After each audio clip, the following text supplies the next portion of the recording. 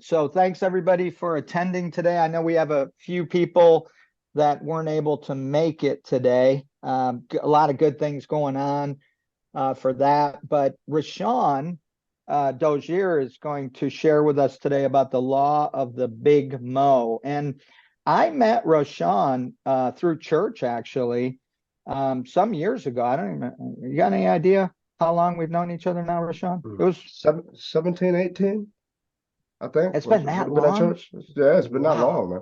Yeah, Man, I am getting old, dude. It happens so that's me, fast. man. Yeah, yeah, sure. You don't look that you don't have that gray, brother. Oh yeah, Um, man. I plucked them out this so morning, actually. did you? So I met Rashawn at church, and guys, Rashawn is one of those speakers.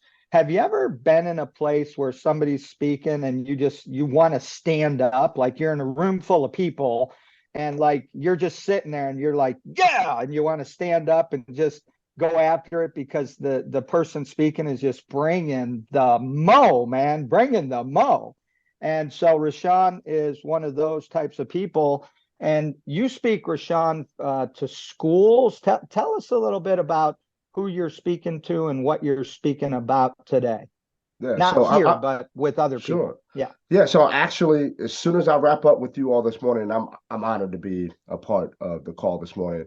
I'm on the road to Kentucky, the Lexington area, and I'll be speaking to an organization. Actually, it's the largest addiction recovery care center in America. And so predominantly I'm speaking a lot on leadership, a lot on peak performance and communication development. That's the bulk of what I'm speaking on. They're really companies all across the country and even doing some international consulting at this particular time. And Kyle mentioned school. So whenever I'm, in a new city, and if I know ahead of time I'm going to be in a new city, I'll reach out to the schools and say, hey, can I come in and kind of impact some students if you're willing to have me? So anytime I have the opportunity to do that, I try to do it because God knows when I was 16, I needed some mentorship. And so I try to come in and sow some good seeds. So that's what keeps me busy. That and of course my three kids and my wife. So I'm blessed.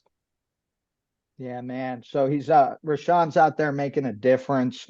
And I just want to say thank you again, Rashawn, In for half a attending mile, at today. the And traffic circle, take the uh third exit onto North Main hang Street. on one second here. For speaking with us today and bringing the Big Mo, man. So the law of Big Mo, law number 16 with John Maxwell. And Rashad, you go ahead and take the floor, brother. I'm excited. All right. So first things first, I'm going to apologize in advance for two things: for talking loud because I can't help it, and maybe sneezing. I have some sinus stuff going on, so I apologize. Please forgive me. If you're taking notes, thank you as well. I said earlier that action takers are also note takers.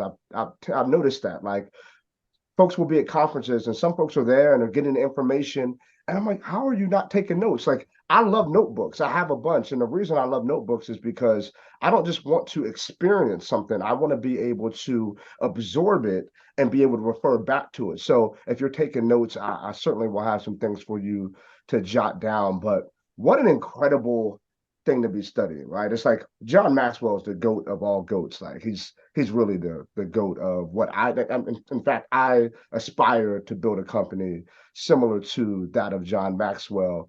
He is the goat. But if we're going to talk goats, and I'm going to have some sports references, I'm sorry for you all who don't like sports, but I have one, and I really want to kick it off because if we're talking about the law of the Big Mo, anybody know what the Mo is? Kind of throwing it out there. And I don't, Kyle, I apologize if you don't typically have folks chime in, but I'm open to that. That's my style of communication. Mo- Anybody want to guess what the Mo is? Anybody know what the Mo is? I have a motivation. lollipop for anybody. Yeah, what was that? It's like momentum, motivation. There it is. Right? Good job. Got a lollipop for you when I see you, man. I tossed those out at the high school. Kids love them. Momentum. Okay. Momentum. It's I'll hold you momentum. to it. I'm gonna hold you to it. The law of momentum. And what's interesting, if we think about the GOAT, I'm talking about John Maxwell, but if we think about the greatest quarterback of all time, no, there's no argument. There's no reason to go back and forth. We know that the greatest quarterback of all time is Tom Brady. And interestingly enough, Tom lost 2 Super Bowls to the same team. Well, actually, to what not lost 3 Super Bowls, but 2 times he lost to 2 inferior teams. And those teams were the New York Football Giants. And interestingly enough, like he's talked post retirement about this, and it's like, man, he said, I lose sleep sometimes thinking that team beat us, especially when we were undefeated, especially when we had the superior football team. And so the question was, if you were better in the coaching department, the player department, across the board, how did this team beat you? And he said one word. He said, they had momentum. He said, coming into the playoffs, they had something that no other team could really create at that point.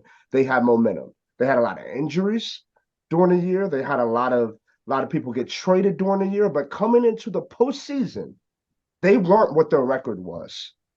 They had momentum. So I want to talk about your business right now. I know over the past couple of years, we've all experienced some things. We've all experienced some loss. We've all experienced some obstacles. We've all experienced some setbacks. But right now in 2023, are you what your record is? Like, are you all the things that we've been through? Are you still complaining about, the people not paying invoices like they should? Are you still complaining about all the things we have to go through? Or are you saying, listen, I recognize what happened to me, but I'm going to look at it as that it's happened for me. There were some things in my business that I needed to expand upon. There were some things that I needed to take to the next level. Are you willing to create momentum? So that's what the New York Football Giants did. They created momentum. They were the inferior team, but they had superior momentum. And so that's what I want to talk about this morning is the law of the big Mo and how momentum alone can help take you and your business to the next level. Right. So I'm excited. I'm pumped up. Question for you. Are you a thermostat or are you a thermometer? What are you talking about? Kyle, this guy is crazy. How come you invited him to talk? Are you a thermostat or are you a thermometer? And so we had my air conditioning unit replaced 2 years ago. I was outside working in my garden and I came inside and, you're working on a hot day. I heard somebody say it's 81 where they live right now. How dare you disrespect us? As Kyle mentioned, it's like 50 degrees here and getting colder. But it was a hot summer day and I'm out working in the garden. I come inside and I'm waiting to be embraced by the air conditioning. You know how it feels when you walk in on a hot day, you're waiting to be embraced by the air conditioning. And instead of being embraced, I felt like I got punched in the forehead. Like I felt heat come out of my house. I said, what is going on? So I stumbled back to my hallway to see how hot it was in my house. And the thermometer read 88 degrees. 88 degrees. I know some of you all like it warm in the house, but there's no way an HE double hockey sticks that you like it. You don't like it that warm. 88 degrees. And so what I tried to do is I tried to hit the thermostat to change the temperature. It needed to be 68 degrees in the house. That's where I like it. But it was broken. And so they had to come out and they had to fix it. And I realized something in that moment. I said, wow, a thermometer is interesting. A thermometer doesn't have the power to change the temperature. A thermometer can only tell me how hot or cold a room is. It can only tell me how hot or cold an environment is. And so if I take that same thermometer from a room that's 88 degrees and put it in a room that's 18 degrees, it's going to read 18 degrees. But once the thermostat was fixed, the thermostat had the power to change the entire atmosphere. And so what I'm asking you in your business right now, in your leadership, are you a thermostat or are you a thermometer? Are you an individual that walks into your office every single day, recognizing that you have the power, the ability, and the responsibility to change the temperature? That's what the law of the big Mo is all about. It's about creating momentum for yourself and your business and the people that you lead. It's about being a thermostat. And so if we set our minds on being thermostats, we can begin experiencing the blessings that come with momentum. And so check this out. Write this down. I read this. Oftentimes, the only difference between winning and losing is momentum. Oftentimes, the only difference between winning and losing is momentum. I want you to think for a moment. What's the last big win that you had in your business? Let's take a moment to think about it. The last big win that you had in your business. The last time you were able to celebrate a goal that you all accomplished as a team.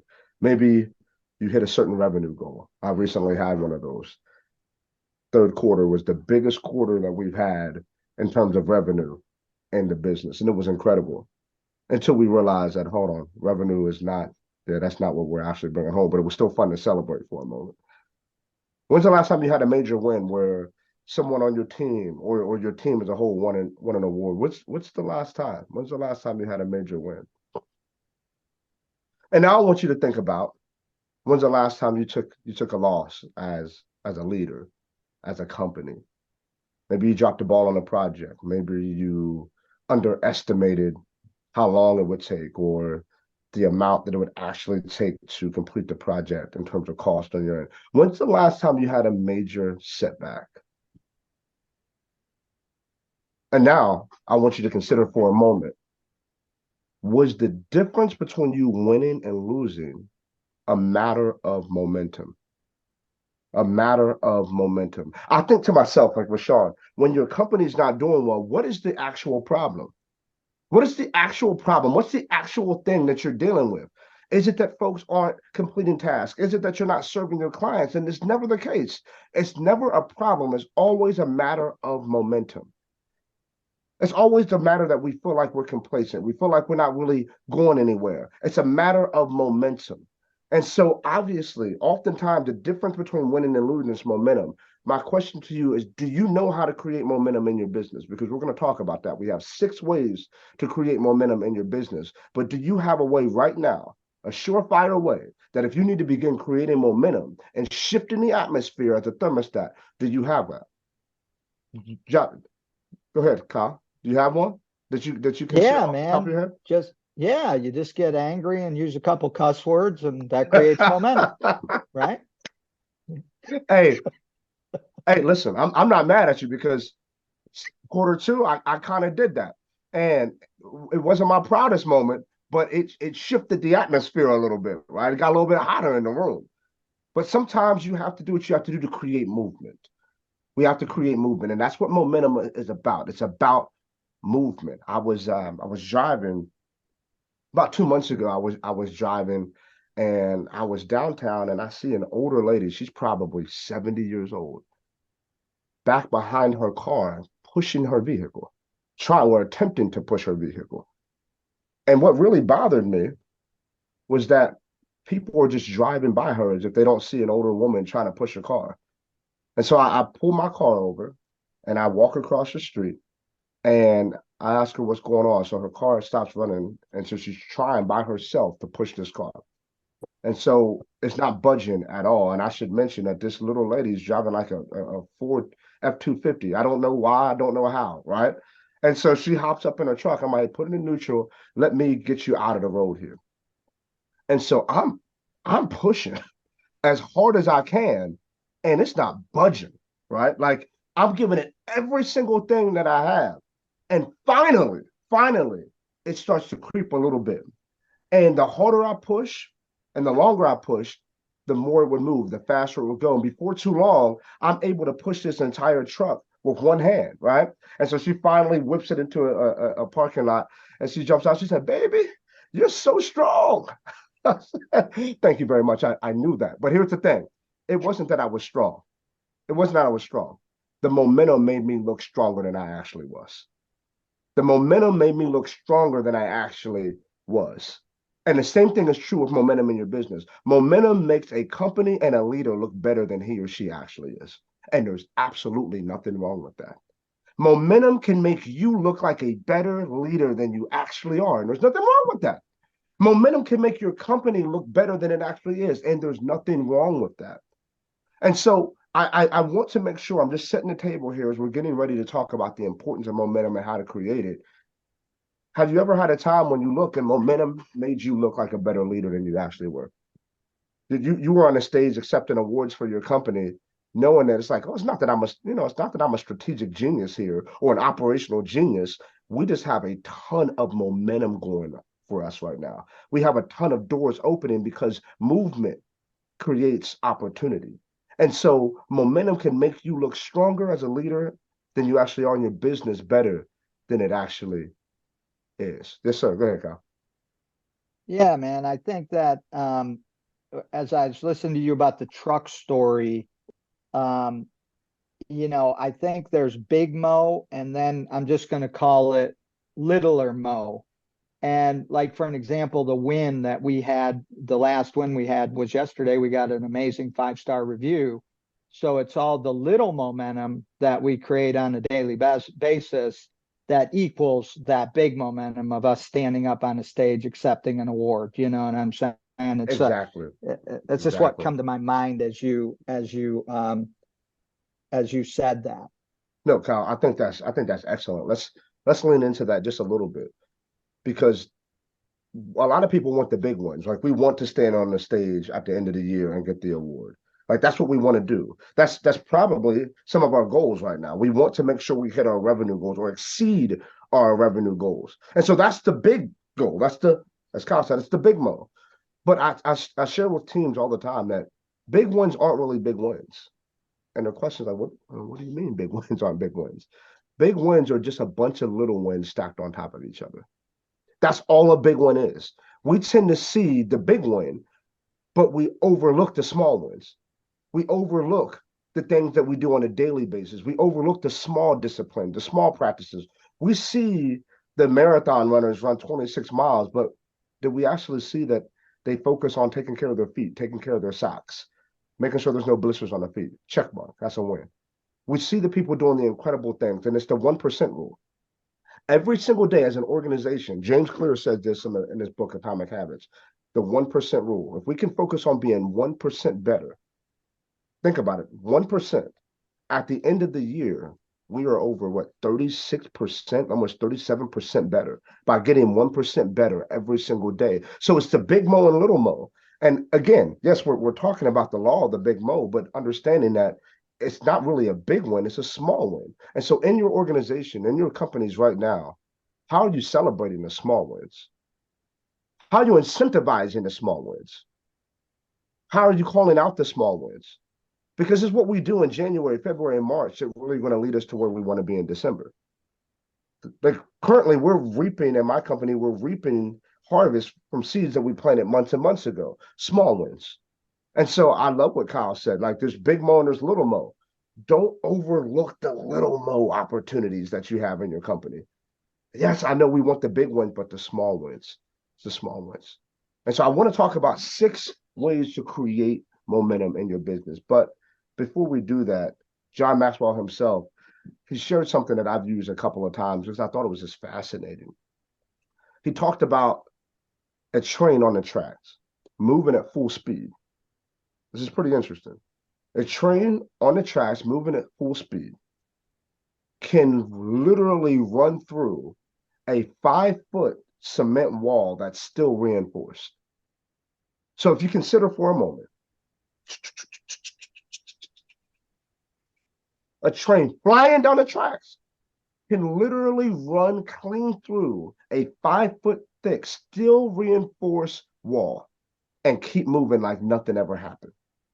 Like that's what we want our companies to be. We want our companies to be the type of companies that can run through any problem. Hey, I don't see obstacles. I only see opportunities. Man, this is not anything that's going to hold us back. My company can literally plow through things like COVID, right? Things like layoffs, things like down quarters and down years financially. We want to be the type of companies that can just plow through the things that are in front of us. Like that's our goal. But the same train, I love that John Maxwell said this. That same exact train that can plow through a 5-foot thick, still reinforced wall while it's moving. If that train is not moving and you put a 1-inch block in front of its wheel, it can't even get started. Imagine that. This train with all the power, all the ability to run through anything, can't even get moving if there's a 1-inch block in front of the wheel.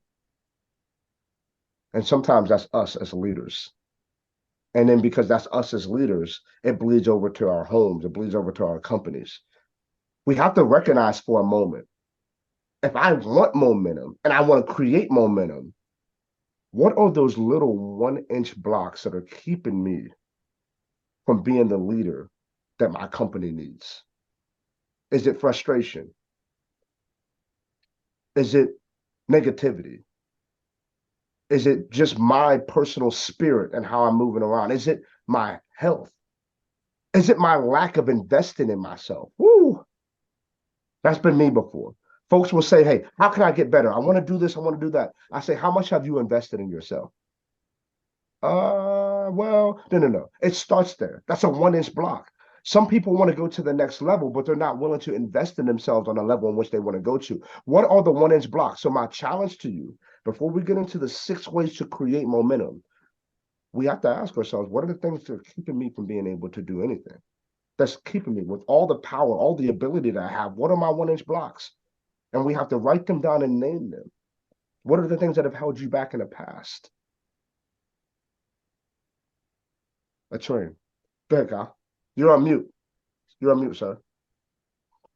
There we go. One of the things that I wrote about, I don't know how long ago, but was the same thing that worked for me for a long period of time can be the exact thing that suddenly stops me from gaining more momentum. Meaning, for an example, mine was determination. My determination for a long time was that moving train, and I could plow through anything. So I felt, right? But then eventually, for whatever reason, maybe it was success, that train started to slow down, that determination. But then in using it as determination, it became that 1-inch block, because now I was so determined that I wasn't allowing my team to grow and build. It had to be Kyle's way. It had to be so the same thing that created momentum, so my 1-inch block. Man, that's good. That's good. Anybody else can chime in as well. Like, this is a conversation, not necessarily a presentation. Kyle, that's good. I think it's Marshall Goldsmith wrote the book, What Got You Here Won't Get You There. And it's this ideology that a lot of the things that worked for you in the season won't work for you in the next season. That if you want something new, you must become something new. And it's the most frustrating thing. Kyle, you mentioned your determination, your focus, your persistence. That's what helped you launch your company. That's what helped you have success early. But we recognize, like, if you want to go fast, go alone. You want to go far, go together. And so this idea of being able to move, in Kyle's case, from determination to team development. And so it's what got Kyle here won't get him to the next level. And so those can be some of the biggest stumbling blocks, is things that's worked. Your past success can be your future failure. And it's frustrating. And that's why growth is inevitable. That's why it's so important. I tell folks, your goals don't guarantee your success. Your growth does. Your goals in business don't guarantee your success. You can write down as many goals you want at the top of the year. You can have goals for your team. You can have goals for your company. You can have goals for your personal life. They do not guarantee your success. Your growth does. And so understanding what got you here won't get you there. Those are oftentimes stumbling blocks, especially in business, because the market can shift and the climate can change. And the very thing that worked now, well, it used to work, is now a hindrance. And so I want you to just, through the course of today or into the weekend, really be thinking through, what are some of those 1-inch blocks? Okay, we're about to get into that stuff. I'm excited to share how, right? Because we're just talking about, kind of the big mo right now, and how good momentum is for you and for your company. But John Maxwell says this. He says, you can spend your life working on problems, or you can begin creating momentum. You can spend your life working on problems, or you can begin creating momentum. And he says, managers oftentimes work on solving problems. Leaders should be working on creating momentum. And I had to sit with that for a little bit, because I'd imagine you all, I know I am for sure, In my company, I happen to be the person that gets the call when things are going wrong.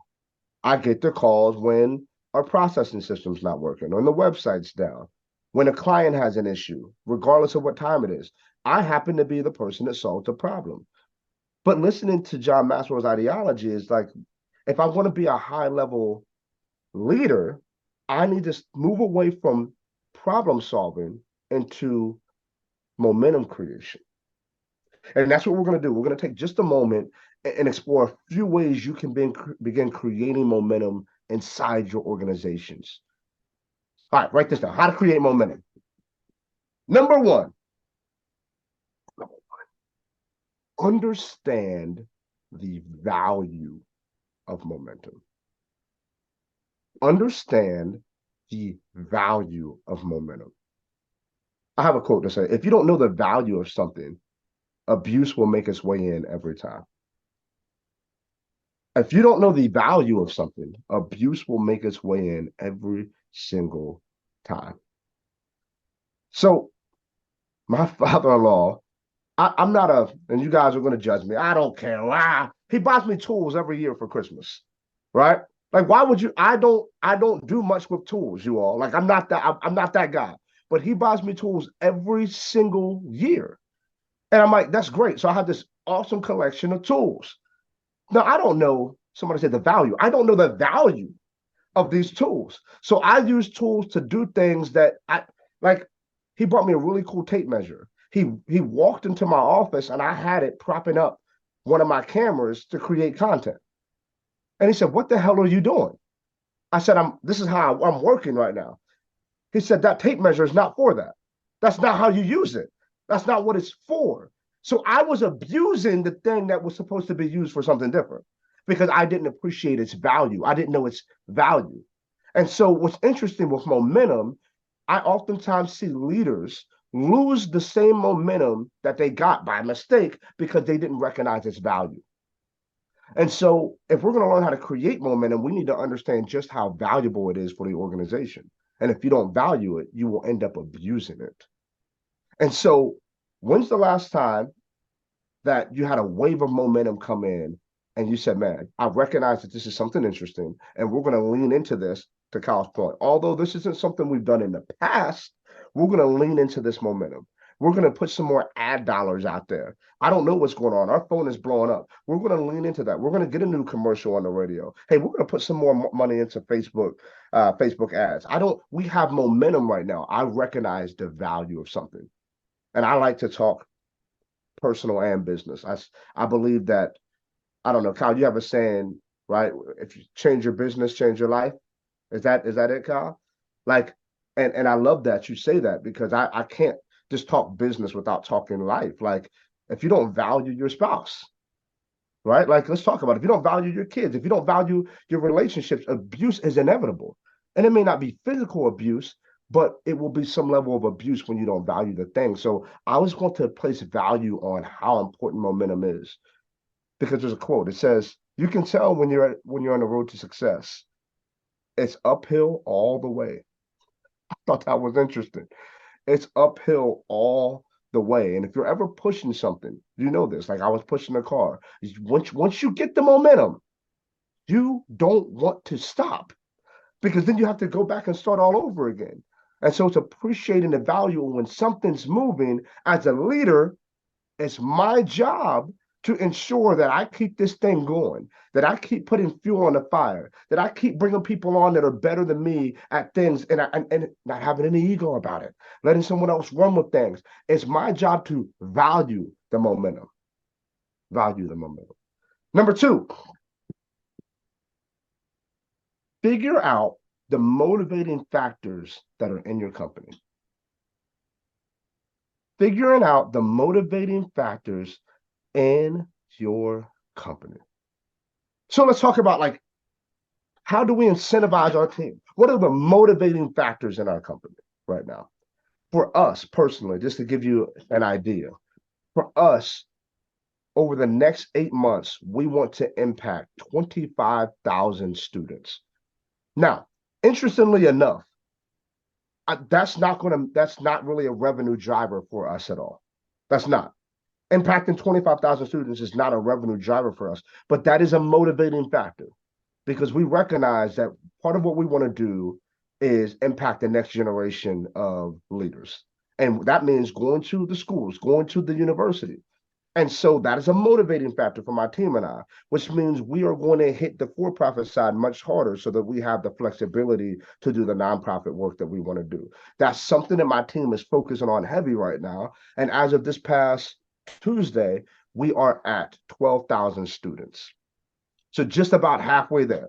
And so that's a motivating factor for us. And when we hit that number, when we hit 25,000 students, we're going to Cancun. That's a motivating factor for us right now. But in your companies, what are some motivating factors for you and your team? And is that something we speak to on a regular basis? Is it something that we look at on a regular basis? Is it something that we remind ourselves of on a regular basis? Just like people have affirmations and like words of affirmation and motivational quotes and eyesight around our homes or around our office, the same should be true in our companies for what's our motivation factor right now here? This is what we're working for, not individually, but corporately as a team. And that has to be on our minds and in the hearts of all of us. What's our motivating factor? Why? Because when I recognize what our motivation is, then that's when momentum comes in. We can continue to speak to that. We can continue to lean into that. We can continue to pursue that. And it's not necessarily an emotional thing now. Now it just becomes a habit. What are the motivating factors within your company?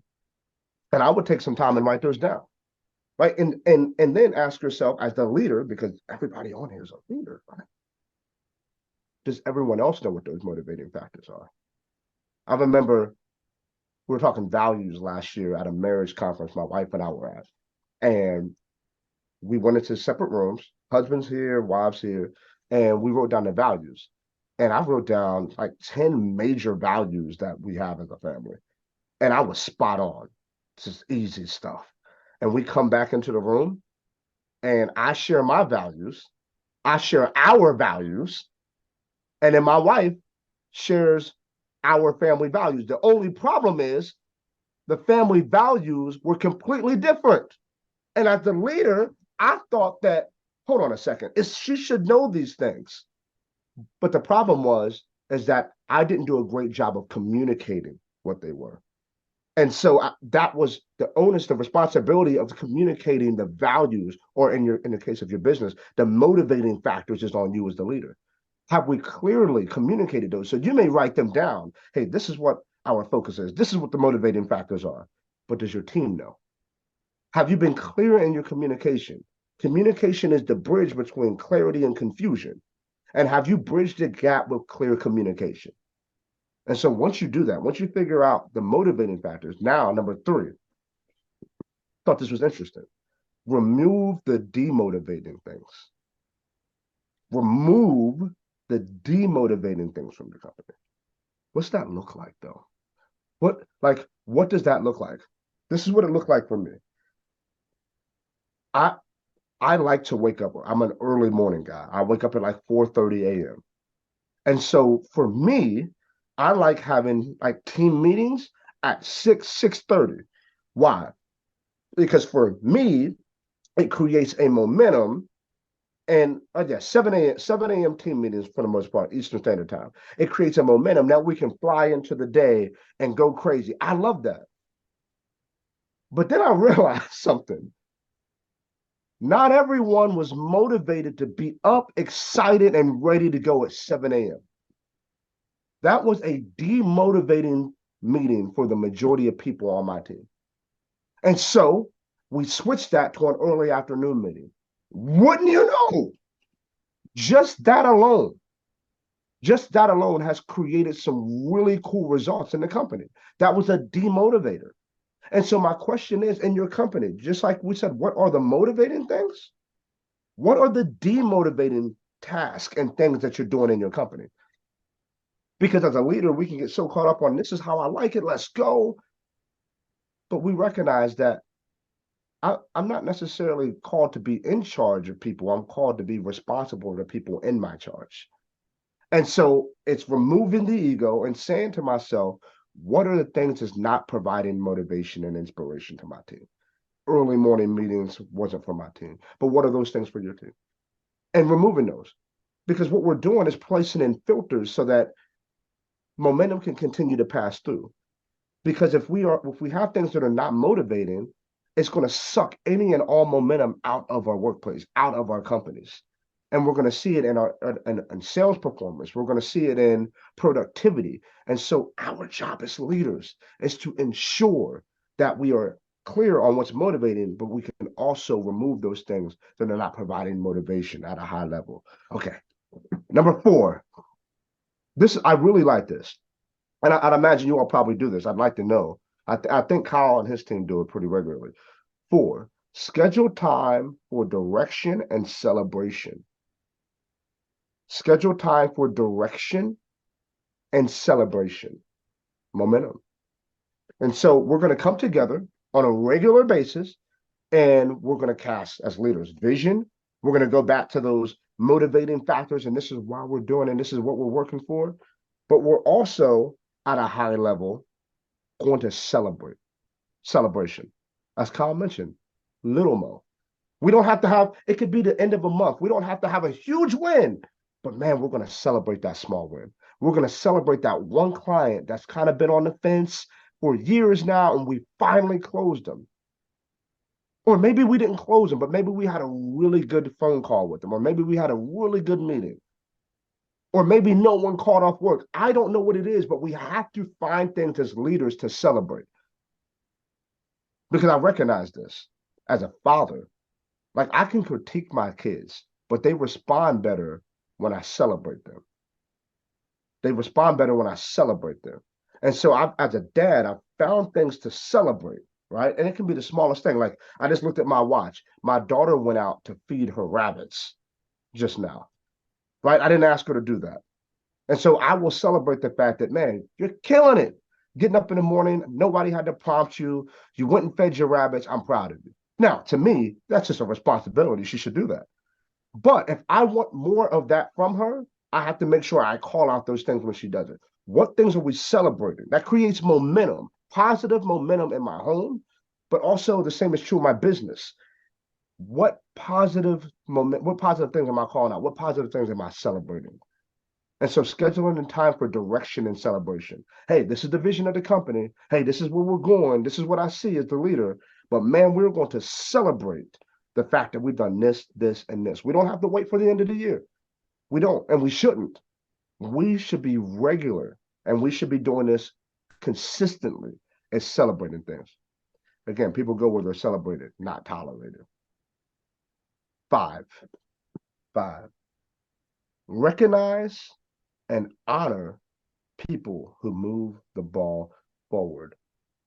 Now, this is interesting because if you read 4, schedule time for direction and celebration, and then you read 5, it may seem as though they're the same, but they're not. Recognize and honor people who move the ball forward. Well, we're not just celebrating a team win. I want to now personally recognize and honor the people who are moving the ball in the direction that the company is supposed to go. Example, I mentioned we're at 12,000 students now. I have a virtual assistant who reaches out to high schools and colleges all over the place. And randomly, she got us into a school. We'll be in the Fort Worth area. She got us into a high school in Dallas. And then she called back. She got us into 2 high schools in Dallas. And so now I recognize that on our next team meeting, I need to celebrate her. Ken is her name. I have to celebrate her because she is moving the ball forward. If I want more of that, she's moving the ball forward from a strategic standpoint and a missional standpoint. She's moving the ball forward. What's that do? Well, what that does is the rest of the folks on the team, it creates this momentum and excitement. Hold on a second. I want to be recognized. Like, recognition is important. Think about for folks who graduated from college, right? Like, I thought back about this. I said, this is ridiculous. Like, at college, they could very well say, hey, you fulfilled all the requirements for graduation. Attached is your diploma. Have a good life. They can send you an email and say that. Attached is your diploma. Have a good life.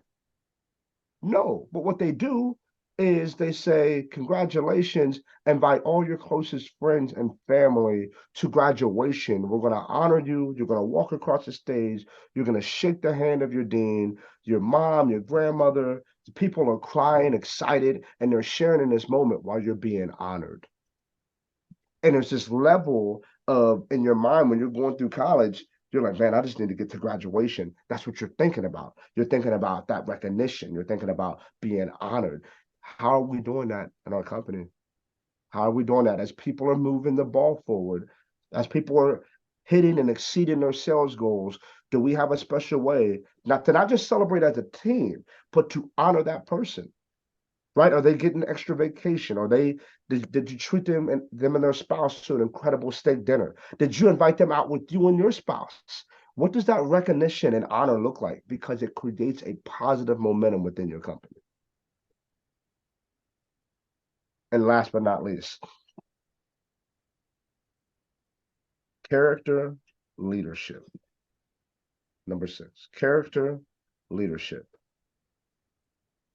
And it goes back to what we touched on a little bit earlier today. As a leader, are you a thermostat or are you a thermometer? Are you a thermostat or are you a thermometer? Why do I say that? I say that because people emulate the energy that you radiate. People emulate the energy you radiate. What's that mean, Rashawn? That means that your company's culture takes on the leader's characteristics. The company's culture takes on the leader's characteristics. That is why it's important that momentum begins with you. That energy begins with you. That excitement begins with you. That you being ecstatic about the vision of the company and the mission of the company begins with you.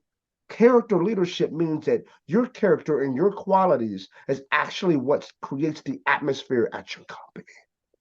And so right now, I've noticed when I talk to leaders, their attitude, they're pessimistic, they're frustrated, and I get it, because heavy's the head that wears the crown. Heavy's the head that wears the crown. It's a lot of weight to be the owner or the leader of a company. There's a lot of weight that comes with it, a lot of responsibilities. And I will talk to leaders, and they're heavy-spirited, they're pessimistic, they're frustrated. And then they wonder, why is my culture off? Why aren't the people excited? Why aren't we on fire about the new goal that we just set? Why people emulate the energy that you radiate. And so you cannot hide your energy. You can't hide the vibes that when you walk into the office, it doesn't matter if all hell is breaking loose. When you come in, are you a climate setter or are you not? Are you a thermostat or are you not? That, at the end of the day, is where momentum is created at the highest level. Momentum is created there with you.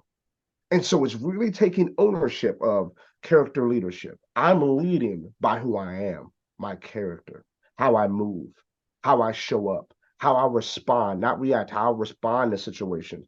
This is what creates momentum. It's what the law of Big Mo is all about, is creating momentum. And so real quick, I'm going to recap these 6 things, and hopefully we have time for some Q&A or some discussion. And yeah, we can certainly go from there. How to create momentum. 1, understand the value of momentum. If you don't know the value of something, abuse makes its way in every time. Understanding the value of momentum. Number 2, figure out the motivating factors in your company. What are the motivating factors in the company? And once you determine those, have you clearly communicated and articulated those to the folks on your team? 3, remove the demotivating things in your company. Early morning meetings, done. It was demotivating for people. Whatever that looks like in your company, placing those filters in there. 4, schedule time for direction and celebration. Schedule time for direction and celebration. 5, recognize and honor people who move the ball forward. People who are progressing the mission of the company. Recognize and honor them in special ways. And last but certainly not least, character leadership, leading by example. People emulate the energy that you radiate. And the climate and culture is a result of the leader's characteristics. That's the law of the big Mo. Thank you so much for allowing me to share that, Kyle. I'm happy to hang out and spend some time chatting or just gain some wisdom from you folks. Awesome, man. Well done, buddy. Good job, man. Thank you so much. Appreciate it. I've got let me see on my my remarkable, right? I've shared this with a lot of you guys. This is a remarkable device, and I mean it's a little smaller than a standard pad. Yeah, man. But I've got 3 pages of notes on the remarkable Rashawn. So I mean, really good stuff, man. And I took a few notes, but I love the 6 things, just understanding the value of, and so I've got some things that I'll talk about, but when we have guest speakers, I always would prefer to give the floor to everybody on the call. If they have some comments or questions, anybody want to run through Adam and Alan, if you guys are cool with it, it'd be great to hear you two kind of talk through these 6 things that Rashawn pointed out and connect them to what you guys do with those 6 things at your organization. I know there's a lot of those, as Rashawn was saying them. I'm like, yep, check that box for Adam and Alan. Yep, check that one for them. You guys do a great job at so many things. But we all have 1-inch blocks, right? Every single one of us here has 1-inch blocks, and some have a 1-inch block under every wheel of the train of every car. You know what I mean? Like, the train is 25 cars long, and you got a 1-inch block under every wheel of every car. And others might just have a couple 1-inch blocks, right, that are slowing that momentum or stopping us from starting that momentum. So who wants to raise their hand? Who wants to ask any questions of Rashawn about what he shared, or share your take and connect the dots from your perspective? I'm happy to go first, Kyle. And thank you for the kind words. And man, and Rashawn, thank you for the time that you just took to go over all that stuff. It was equally encouraging as it was convicting that we have a lot of stuff to work on. And man, one thing I just loved was that analogy about the 1-inch block and removing things that are in our people's way, demotivating them. Yeah. And one thing Kyle, you referred me to a buddy of yours up in New York, and he runs a really big company. And I was talking to him a couple of nights ago, and it was interesting. We were talking about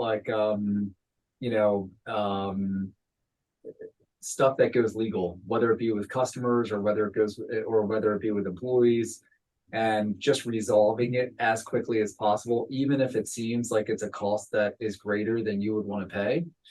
Just trying to get past it as quickly as possible, because when you don't, it like puts that 1-inch block in front of your HR manager, and it puts that 1-inch block in front of your employees that hear about it, and it puts that 1-inch block in front of the community that's around that person that might be on that case. And anyway, he didn't describe it in so many words, but as you were just going through the presentation this morning, I was really just like, man, this resonates with reality. This is it's good. So appreciate that, man.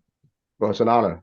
Thank you. And something we need to work on. So I know Kyle said some positive things about us, but man, we have work to do. So I think that's just it. I think that's another thing about growth. No matter how much we grow, we realize that there's even more growth to be had. So even when you work on the 1-inch blocks and you grow to the next level, you're going to realize there's always a block, but it's my ability to recognize, again, what got me here will get me there, especially as an individual or a team. So tip of the cap to you, and all the best as you continue to do the work and grow as a leader and grow your company. Thank you. Yeah, that reminds me of the saying that I have: don't let what you've got to do get in the way and stop you from doing what you have got to do. That's and good. That growth that you're talking about, you had said that managers solve problems, leaders create momentum and focus on momentum. And then you said our goals are not a guarantee to our success. but growth is the closest thing we can get to a guarantee of success, right? Growing ourselves. And by recognizing that no matter how successful you become, we're going to continue. We're going to create, we're going to have 1-inch blocks tomorrow that we didn't have today. That come along with, and I love the uphill thing. How do you know you're on your way to success? Man, I don't know about anybody else on the call, but when Rashawn said that, I said, well, at least I know I'm on my way. I'm on my way. I don't feel like I'm there yet, but I am on my way because gosh darn it, I feel like I'm going uphill constantly. You know what I mean? But when you said that, I was like, man, I know that, in business and dependent the size of your business and the more people you have, the more people problems you will have, the more things you'll have to deal with, so it always feels uphill. But man, did that really set well with me? Like, yes, I am on my way, because I'm heading uphill. I learned in terms of 1-inch blocks and how, like, even when you get to a season where you hit some goals, these blocks disappear. I never really knew, like, okay, great, we made some money in the business this year. And then I went to the account and they're like, oh, you made money in your business this year. And so that was another block that we had to figure out, like, oh, we should have, oh man, back in June, we should have done this, or we should have purchased this, and so again, as you grow, as you said, there's always going to be these blocks that come up. But what I realized is, like, man, that experience has actually equipped me for what to do now. So this year we did some different things in June, July to prepare us for the end of the year. So no, Kyle, man, that was really good. There's always going to be blocks. Who's next? Rashawn, I wanted to just first off, good job. Like, you didn't sneeze once the whole time. Oh man, I had my towel here and everything. I was going to excuse myself, and oh man, thank you for catching up, brother. But I mean, you kept my attention the whole time. And like, you just are really good at what you do, and I appreciate all the points that you reviewed and kind of just emphasized the key points from the chapter, which I didn't get through all of it, but I feel like you really just covered it well. So awesome, and thank you. Thank you, man. I also feel like whenever I feel convicted in these meetings, I like, that's where I see the value, so, and the thing that really stuck out to me that I know we need to do a better job of, but me more specifically, is like celebrating the wins. And like that affirmation for not just the leaders in our company, but like every team member in the company. Because you're right, man, that like focusing on the problems too often and highlighting them and putting the problems on the wall, that's demotivating. We need to be highlighting and focusing on our wins and successes and shining lights on those. So that's something I really got convicted of as you were talking today, and I appreciate it, man. Thank you so much. It's an honor. Thank you. And I'm, they say what you focus on, you get more of, right? Like, whatever you focus on magnifies. You get more of what you magnify in life. And so I've had to be intentional about not looking at, because I look at problems like, oh man, I could do this better. I could have done this better. But in celebrating the wins, and my wife gets on me sometimes. She's like, Rashawn, have you slowed down to like celebrate the fact that you've done this and this? And no, because for me, it's always the next thing. Or, okay, we put this fire out. Now let's go get on this one. But it's like, oh, we should celebrate the fact that didn't become a forest fire, because it could have. And so, yeah, man, I'm right in that little pocket with you, man. I need to do a better job in my business and in my life of not focusing on the problem, but celebrating the things that we're doing a really good job of. And I think I'll be amazed that there's probably a lot that we're doing better than I'm even giving credit for, because I'm not focusing on that, right? And so, man, thank you for sharing that.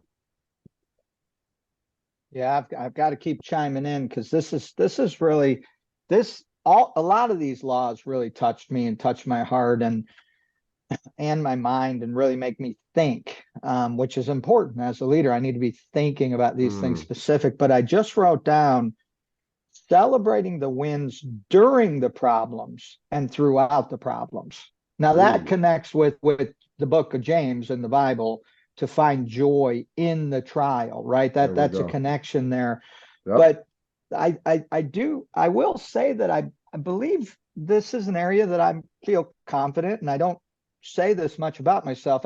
I let people like Adam and some of the people on this call tell me that I'm good. I have a hard time talking about my pluses, my positives, right? But I would say this is something that I've become good at. And I think that one of the things that made me good at this is something that I would want none of you or anybody to have to go through, and it would be probably connected to the death of Kyle Jr., my son.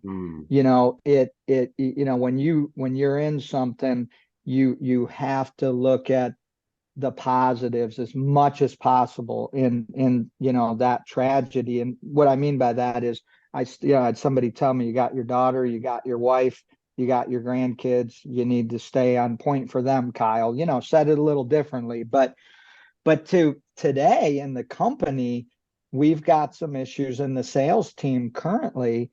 But I just posted on Facebook this morning about a great 5-star review and gave a shout out to the team. And so I'm going to celebrate the wins during the problems and throughout the problems. And I think that's super important. If we wait until there's no problems to celebrate the wins, good luck. I don't know about you guys, but I almost feel like you're almost always challenged with something in leadership. That's so good, Kyle. That's incredible perspective. And I saw that post, by the way, so you're right on time. That's awesome.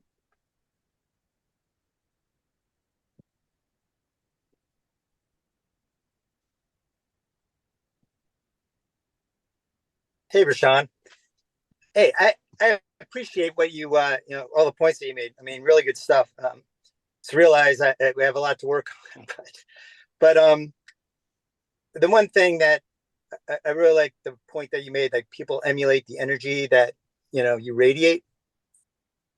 And I realize that, like, when there's issues and stuff, I try to put on a kind of a neutral face, but my guys, I tend to hold my stress in my body.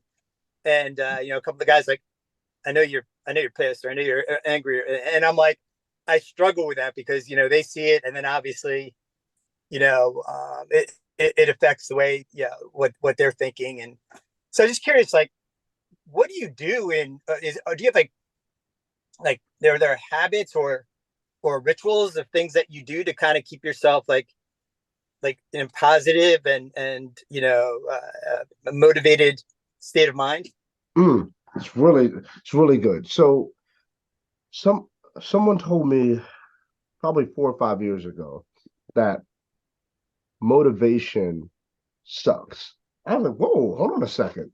They said, no, it sucks, and that it's never there when you need it, right? They said it's never there when you need it. And so they helped me understand the difference between motivation and inspiration.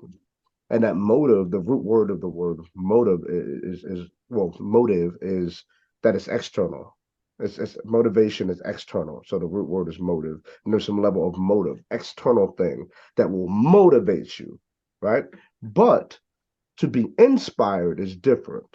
Inspiration is from the root word in spirit, which means it's coming from an internal place. And so to be inspired versus motivated is better. And so as the leader, asking yourself, am I inspired with regards of the company's vision or where we're going? Means in spirit, in tune, aligned with. Because you can have a bad day. You can be expressive. You can be pissed. You can be angry. But you're still in spirit and inspired. And that right there prompts inspiration. If you've ever been around a person who absolutely loves what they do. I was at a hotel, and it's a really cool hotel. it's a really good hotel. I didn't stay there myself. I got put up at the Four Seasons, right? And so I'm walking around taking pictures, telling my wife, yo, this is nice. And so I talked to a guy.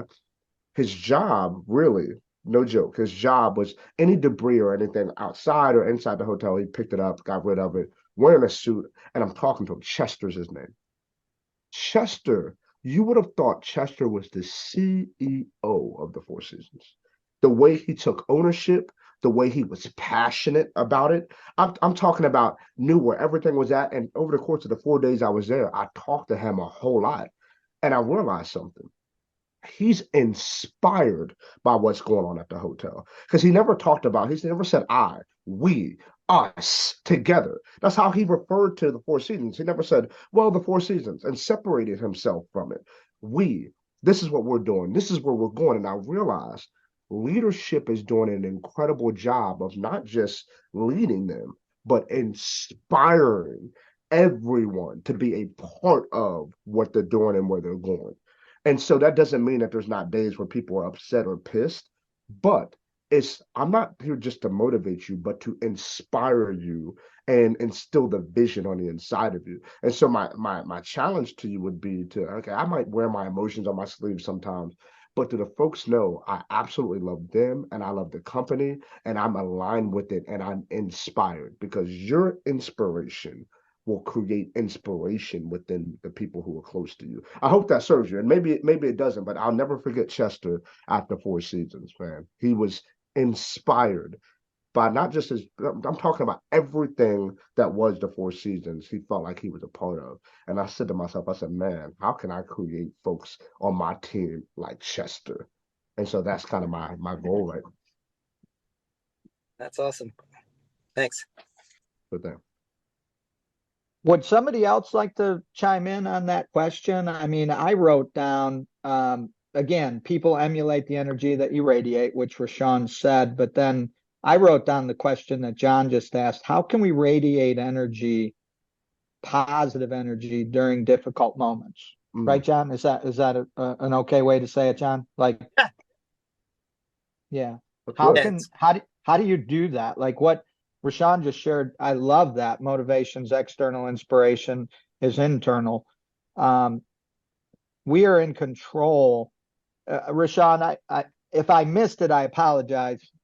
But you still call yourself the mindset architect, or did you change that branding? Nah, that's something, yeah, that's something that I still will refer to myself as, and some clients and folks when I'm speaking in an organization will refer to me as that as well.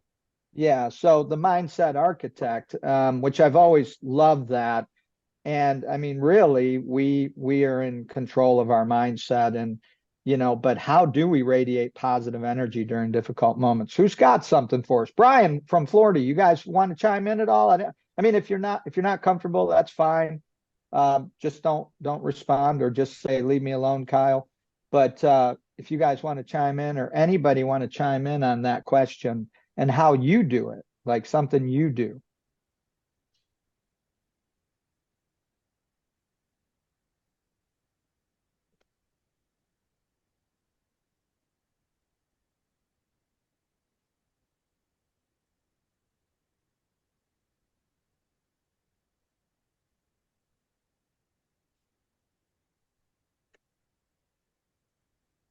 Quiet bunch today. Mitch, you got nothing for us? I mean, Rashawn and I are fully capable of talking the whole time, guys. Like you eat, anybody knows our personalities. We can eat, and I dare to say it'll be some good stuff if Rashawn keeps talking. I'm not sure about me, but I felt that same way about you, Kyle. So no, you keep it up, bro. Hey, good morning. This is Mitch. No, I've been listening to all this morning. It's all really great. I'd like to get Rashawn's information. I really love how motivational he is, quite honestly. So I don't know if he does a tour or speaks other places, but I'd like to connect with him sometime. It's really great. And for me personally, I need some motivation this time of year. So yeah. Yeah.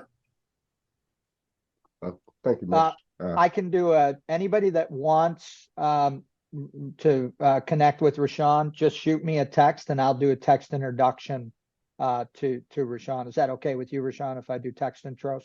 That's excellent. I prefer that. Thank you, Kyle. Awesome. James, you got anything going on? I know your mind is working, brother, because you've always got some great stuff to say. I've actually asked James for permission to post some of his comments on Facebook before. He comes from Lowe's and had a lot of high level training there. So James, you got anything to chime in on, brother?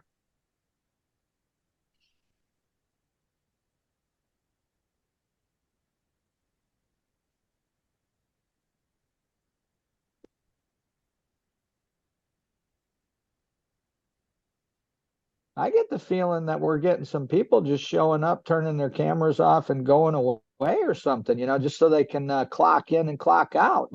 I heard that was a problem with some corporations. I'm just kidding, obviously, everybody. But I heard that that's a problem with some corporations that people were doing that now that work virtually, that they'll just kind of show up to make the company think they're there and then go do other stuff. Wendy's just unmuted. Hey, Wendy. I was just going to say, I talked to you the other day about AI and how now you can attend your own meetings with AI, and they're working on the kinks in that system, but you can sit there and appear and speak and everything, and it's not you. So it's about to get real spooky.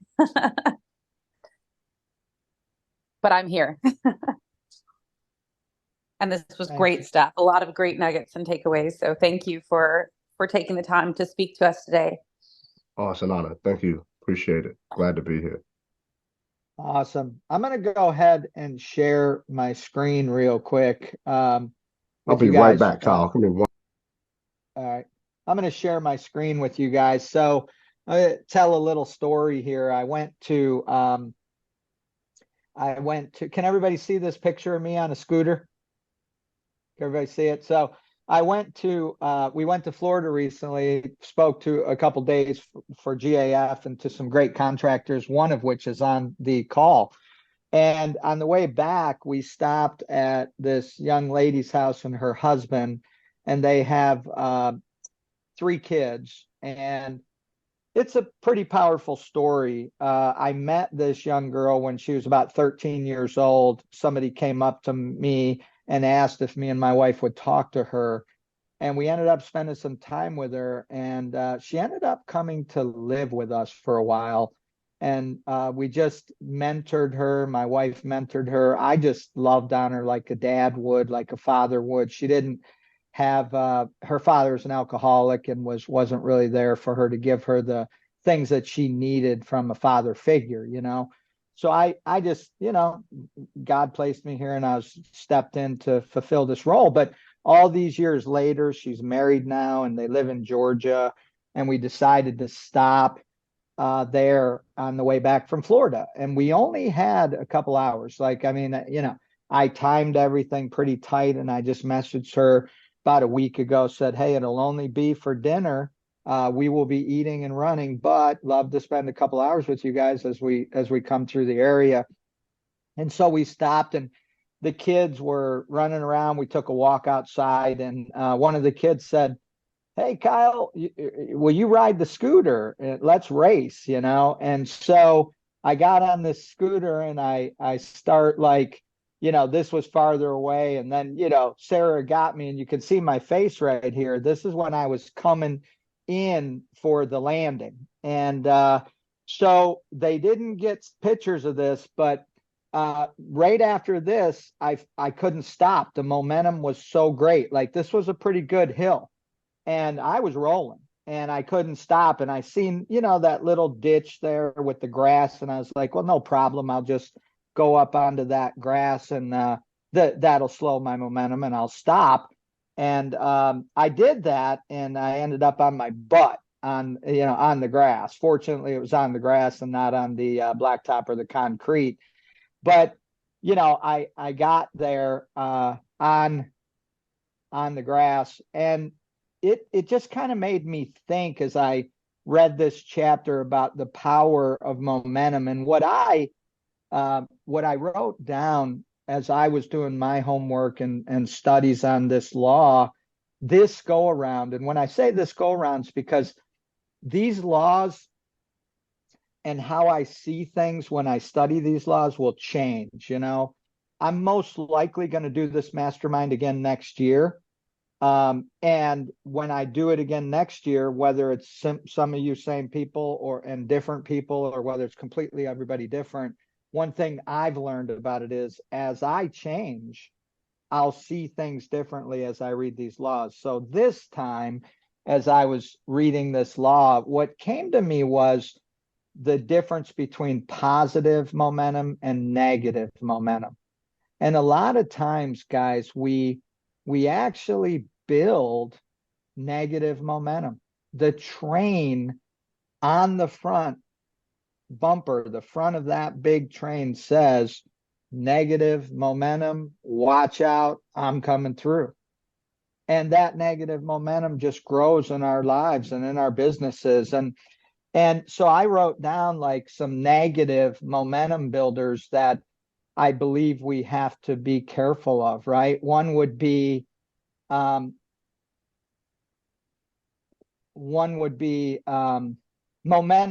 of you getting caught up in the daily stuff too much at your business, right? So you literally have gotten so caught up in the daily stuff that you're not doing what really needs to be done to gain positive momentum. You got to stop it. That's what I wrote down. You got to stop it, exclamation point, right? Momentum of you spending a little too much time complaining about the way things are, right? You got to stop it, because that momentum, if that keeps happening, it's contagious in our organizations. It's contagious in our families. It's contagious everywhere we go. And the next thing you know, that train of complaining, that negative momentum plows through everything. And that's who your business and your culture becomes, right? The next thing is momentum of spending. I'm sorry. I'm trying to keep up my notes. I'm going to have to get new glasses, guys. I'm having a hard time reading the small print on my screen now, right? So the next thing would be momentum of an old sales process, like something we've been doing over and over and over again, and it just isn't powerful anymore, and it's become kind of stale. But me as the owner, I don't want to change. I mean, this has worked for all these years, and so I don't even take the time to look at it because I'm too busy being, caught up in all the other little stuff. Like I said, you got to stop it, right? Momentum of overspending financially, right? Negative momentum, like you get caught up in overspending, whether it be overspending in your business, whether it be overspending in your personal life. You got to stop it. Momentum of not meeting budgets. You got to stop it. Momentum of not having the needed meetings in your company. I meet so many people. Well, when this happens, I'll do that. Or when that happens, I'll do this. And we have this negative momentum that's created with our company, because when we start making reasons not to have a meeting, what happens is we're sending a message to our team telling them that this meeting is not important. You're not important, right? And that creates that negative momentum in our business. Momentum of holding yourself and others accountable, right? That can become negative. In other words, there's no accountability for Kyle Hoffman, and there's no accountability for anybody on the team. Worse yet, there's accountability for everybody on the team, but no accountability for me. Right? Negative momentum. I got to stop that. I've got to turn that into that positive momentum. And momentum of failing and not learning and changing what needs to be learned and changed, right? We can just get into that negative momentum of failing. The train is just plowing through, and we do, right? I start to look in the mirror and I see failure. And that negative momentum can take over, So we got to stop it, and we got to start creating positive momentum. And that we have to do the things. And it was great because as I wrote all this stuff down, I had no idea what Rashawn was going to share. But if we just do those 6 things, we be the thermostat and not the thermometer, we learn how to create that positive energy even in and through difficult times, then we're going to turn all this negative momentum into positive momentum. So how do we create some positive momentum in our business? Like at Roofing and More, how do I do it? The first thing I do is I say I'm going to do it. I make a decision to do it, right? For me and us, it starts with a business plan. MapQuest directions, turn by turn directions that everybody's on board, clear, everybody can follow, and that's going to start creating some positive momentum, right? Developing KPIs, a dashboard. I've got a call later today with a company, and they want to talk about a dashboard and developing some KPIs. What are the important things, the key performance indicators that we need to measure in our business? Hey, here's one. What about making some key performance indicators for me as a person? These are key to performance, to success in my life. For me, devotion time with my wife, spending time with my wife, taking vacations, going fishing. These are very important things for me, and I have to measure those. How am I doing on taking care of myself? By the way, Rashawn, I can't do a 5-minute plank anymore, dude. I've gotten lazy, bro. I got too busy to stay capable of doing a 5-minute plank, man. There's some 1-inch blocks showed up, man. You know what I'm saying? So developing the KPIs to gain that momentum. Having a sales process, taking a look at it. So something that's repeatable, teachable, trainable, and successful. And not just for me, because Dustin said it a couple weeks ago. He said, you can't get caught up and start to think that everybody thinks like you, acts like you, operates like you. And he said, that's not to demean anybody or, puff ourselves up, but there's a reason we're all here. There's a reason we're owners and leaders of businesses. You know what I mean? And so we have to have a sales process and systems, I'm just going to say it, that work for average people, right? The guy that wrote all those books, Blank for Dummies, Business Plan for Dummies. Man, I love that guy, by the way. He was speaking to Kyle Hoffman right there. But we have to have things that work for average people. Obviously, we all want to hire above average people to be on our team. And I'm not saying we don't strive for that, but the stuff, it's got to be a system that will help an average person be successful. And what does that do? Builds momentum. Before you know it, that average person becomes a little above average, a little more, a little more, a little more. And they're the unstoppable train now, all of a sudden selling $2.5 million a year, right? Because you did these things. So I could go on with the different things that that I believe you need to create that positive momentum. And I shared one of them earlier, the reviews. One of the things we did, and I got this from my business coach, is he would screen up on the big screen. He'd say, hey, Kyle, pull up our reviews on the big screen. And then he'd be like, scroll through and read the first one. And then read the second one, read the third one, read the fourth one, read the fifth one. And then he'd say, this is your reputation. This is who you guys are. You need to remember this during the difficulty, when the customer blows up on you, when something goes wrong, when you don't feel like this is who you are, when you start to feel like, I'm a failure, I'm a loser, we suck. No. Go back to this and remind yourself, this is really who you are. I mean, we have 351 Google reviews with a 4.8 rating. I think that's enough to convince Kyle Hoffman that, hey, man, I think Phil's right. This is who we are. It's for real. So in the heat of a moment, and this might tie in with that question, how do we radiate positive energy during difficult moments? John, it might work. Look at your reviews. Look at the high scored ones, not the low ones, bud. That's a joke, right? Like, that's just a joke. But look at the good reviews and remind yourself and remind your team who you and we really are. This is our reputation, guys. This is who we are. And so I hope those things help a little bit. We got 5 minutes. I want to make sure I leave a little bit of time for anybody else that wants to chime in with comments, questions, and then I'll wrap things up.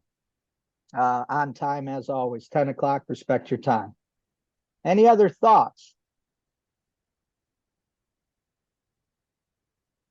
So this is just a random thing that I was thinking about. And we're like focusing the law of the Mo so much on like our people and as leaders, but I'm dealing with the customer situation and they're complaining because like the momentum on the specific project just kind of stopped. So like applying this to other areas of the business seems so appropriate too. Like with my project managers, like keep maintaining that momentum in the project, like the sales guys, they create all this excitement, and then we get to like the production stage, we're supposed to maintain that momentum and see it all the way through to the end to like get that customer as a cheerleader for the company. So that was just something random that I thought about and trying to apply this rule too as well. Great stuff, man. Really good. We've got to grow our people, right? And I know, Alan, you guys do a great job at that. I've been to your company. I met some of your leaders and managers, and you guys do a great job. But we have to inspire them and teach them how to be the thermostats, right? So that they can turn up that momentum, baby, and keep it moving solid. Yeah, great stuff. Anybody else? Thoughts on anything Rashawn said, I shared, anybody else that shared said?